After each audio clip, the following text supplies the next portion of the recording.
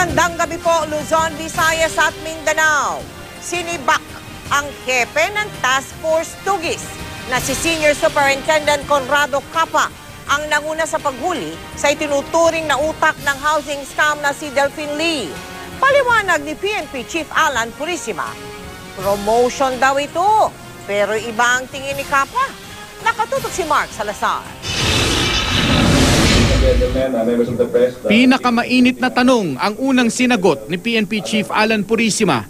Bakit sinibak sa Task Force Tugis si Senior Superintendent Conrad Capa ang nanguna sa pagdakip kay Delphine Lee? Ito po ay promotion para sa kanya. Hindi po siya nirelieve dahil siya kay Delphine. No, this is actually a reward for him. Kasi this is a stepping stone for his promotion. Pero hindi promotion ang tingin ni Senior Superintendent Capa sa paglilipat sa kanya sa Region 7.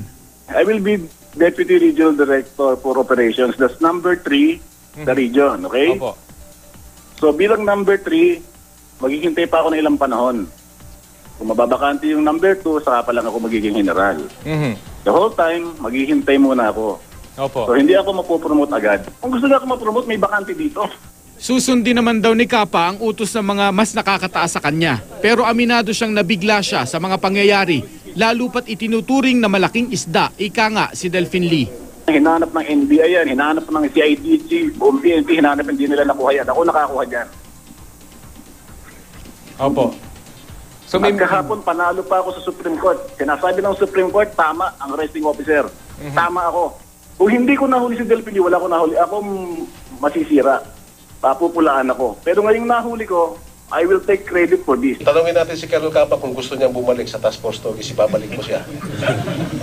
Kasi magtatagal na mapupromote na naman siya just in case. Actually, he was already due, long overdue for that position. Alam ni General Purisima na hindi nawawala ang suspetsang may mga backers si Delphine Lee sa PNP. Inamin din niyang tumawag sa kanya si Oriental Mindoro Governor Alfonso Umali, pero hindi raw para arborin si Lee. Ang hindi malinaw na nasagot ang tanong ng amo niyang si DILG Secretary Mar Rojas. Bakit tinanggal ng CIDG sa listahan ng mga may standing arrest warrant si Lee? Kasi nga ang paniwala nga that time is nakwas na nga yung warrant. Kaya natin dinedelist dahil may patong sa ulo yung tao. Di ba? Kaya nga nililista natin yan sa most wanted persons. Kaya idinedelist mo para alisin yung reward. Yun kasi ang effect ng delisting.